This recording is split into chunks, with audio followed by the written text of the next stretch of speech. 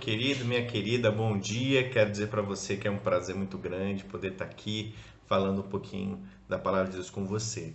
Antes de mais nada, quero te lembrar que você pode navegar aí no canal da igreja, ver outros vídeos, né? Tem outros vídeos aí de outros pastores também falando do Evangelho e tenho certeza que vai edificar muito a sua vida.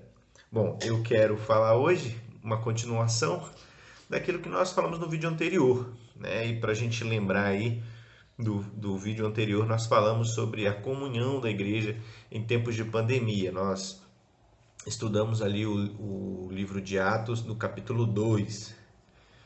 Bom, para relembrar um pouquinho do que nós falamos naquele momento, a gente precisa recordar que nós dissemos que aquele tempo os cristãos eles viviam perseverando. A gente entendeu sobre o que a palavra perseverar significava para eles e entendemos também que eles perseveravam na doutrina dos apóstolos, no partir do pão, nas orações e na comunhão. Talvez não nessa ordem. E quando a gente olha para o texto, a partir do versículo 42, a gente percebe a consequência da igreja viver dessa forma, né?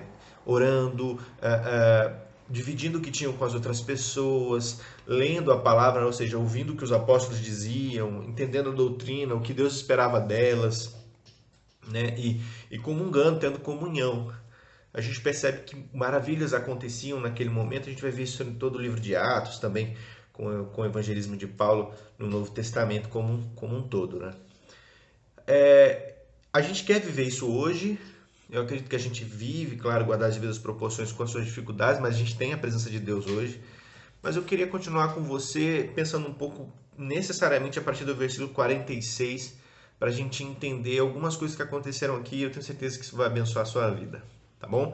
Bom, então o versículo 46 diz assim, ó, que diariamente eles continuavam a reunir-se no pátio do templo, partiam pão em suas casas, junto participavam das refeições com alegria e sinceridade de coração, louvando a Deus por tudo e sendo estimado por todo o povo. E assim, a cada dia o Senhor ajuntava a comunidade, as pessoas que iam sendo salvas. Perceba que é importante, a missão da igreja é viver em comunhão. A gente vê o resultado disso aqui nesse texto, a gente também vê o resultado disso na nossa igreja, nas igrejas como um todo. Claro, de novo, com as suas dificuldades. No entanto, perceba que eles viviam assim e o Senhor acrescentava à igreja os que iam sendo salvos. Bom, eu não sei como é que você vê isso, mas eu vejo como algo muito interessante, principalmente para esse tempo de pandemia, né, onde as pessoas elas vivem um conceito de evangelização ocidentalizado, né, do Ocidente, onde a gente precisa necessariamente ter um ministério itinerante para sair e pregar, porque senão as pessoas não vão ser salvas. Não, perceba que aqui as pessoas simplesmente viviam como cristãos. Eles amavam uns aos outros, eles tinham comunhão, eles perseveravam na palavra e aí eles caíam na estima de todo o povo e aqueles que iam sendo salvos o Senhor acrescentava à igreja, né? Ou seja, o Senhor ia convertendo essas pessoas. Veja, eu não tenho problema com o ministério itinerante, trabalhei assim. A gente vê isso em Paulo, vê em Cristo, isso é importante, mas acontece que muitas vezes a gente só entende que é bíblico este tipo de ministério, uma coisa que não é verdade. A igreja tem a sua importância na comunidade onde ela está instalada e a gente vê isso aqui. Perceba, é importante que nós vivamos em comunhão para que as outras pessoas sejam atingidas pelo amor de Cristo Jesus.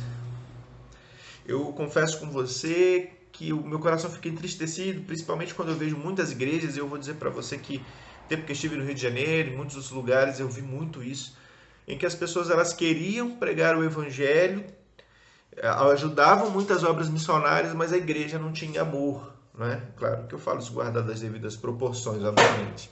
A igreja não tinha convivência de amor, ela não tinha comunhão, não tinha relevância na comunidade.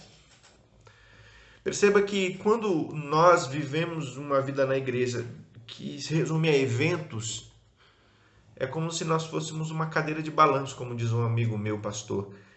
A igreja se move, se move, se move, mas não sai do lugar. A igreja aqui, ela vivia o evangelho e aí o Senhor acrescentava. Tinha os ministérios itinerantes, a gente vê isso em Cristo, isso é importante. Mas perceba que esse padrão bíblico de evangelização, ele exige muito mais da igreja. Todos exigem muito, mas esse exige muito mais, porque não depende de uma pessoa. depende do grupo de pessoas, né? E isso é importante, a gente precisa entender esse conceito aqui. Uma outra coisa importante para a gente já ir para o segundo passo é que eles perseveravam naquilo que nós falamos, mas eles não perseveravam sozinhos, eles só perseveravam porque Cristo os ajudava a perseverar, a habitação do Espírito na vida deles. A gente tem ali Efésios capítulo 2, versículo 12, é eu que produzo em vós tanto querer como realizar de acordo com a boa vontade de Deus, né? O próprio Paulo diz isso para a igreja de Efésios. Por isso façam tudo sem contendas nem murmurações, para que vocês possam brilhar como estrelas no universo. Né? A gente também tem um texto de Judas, capítulo 1, versículo 24, acho que só tem um capítulo, né? Lê esse texto que você vai ver que diz ali que Deus é quem faz a coisa acontecer em nós. E, queridos, outra coisa importante que a gente precisa entender é que, uma vez que é Deus que acrescenta a salvação às pessoas, significa que isso não é de nós. Não somos nós que podemos salvar ninguém. No entanto, nós temos a missão de ser cristãos aonde há só promiscuidade, maldade nesse mundo. Isso está lá em Mateus 28. A gente tem essa missão. Nós não salvamos ninguém, mas nós temos o privilégio de pregar o Evangelho vivendo Cristo Jesus. Isso é importante. Bom, perceba, né? O que isso tem a ver comigo e com você nesse tempo? Bom, será que viver como um cristão em comunhão auxilia na pregação do Evangelho? O que Deus queria de nós? Eu vou lembrar você de novo ali daquele texto de João, né? João capítulo 17, versículo 21, que diz assim, para que minha oração, Pai, é para que todos sejam um. E como tu está em mim, eu em ti, para que eles também sejam um em nós. Para que o mundo creia que tu me enviastes. Veja que Cristo, ele era um em Deus. E pediu, Deus, eu quero que eles sejam um também.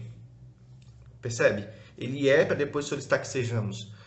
Mas ele era um para quê? Para que nós crêssemos que Deus enviou Jesus. A Trindade está em comunhão para quê? Para que o Evangelho seja pregado, para que todos creiam. A igreja precisa ser um para quê? A igreja precisa se amar para quê? A igreja precisa perdoar uns aos outros para quê? Para que o mundo creia. A igreja precisa viver em comunhão para quê? Para que o mundo creia. Então, assim como Deus em Cristo e Trindade são unidos, Deus deseja que a igreja seja unida a fim de que o mundo creia. Essa é a nossa missão. Veja, não adianta a gente ficar discutindo como é que Deus salva. O importante é a gente crer que Ele salva, que vem dele. Não adianta a gente ficar com mágoa sem capacidade de perdão. Não adianta a gente ficar com crise do porquê o comportamento do irmão não condiz, eu não sei o quê. A gente precisa aprender a perdoar. A gente precisa aprender a viver em amor. Nós precisamos aprender a viver da forma com que a Bíblia nos orienta para que o Evangelho seja pregado e vidas sejam salvas. Bom, isso não é um desafio muito fácil, é por isso que o próprio Deus nos orienta, nos auxilia com a presença do Teu Espírito. Que Deus abençoe a sua vida. Espero que essa palavra possa falar ao teu coração. O Senhor vai acrescentar a igreja, porque é Ele quem salva, vem dEle. E Ele espera que nós vivamos como um, assim como Ele, o Pai, é um, a fim de que todos creiam. Amém? Todos crerão? Não depende de nós saber disso, a Bíblia já tem seu posicionamento quanto a isso, nós podemos falar isso em outro momento. Mas nós sabemos que nós temos o privilégio de pregar esse Evangelho. Tá bom? Deus abençoe grandemente a sua vida, pregue o Evangelho aí onde você está. Tudo bem? Obrigado pela oportunidade. Fiquem com Deus, gente.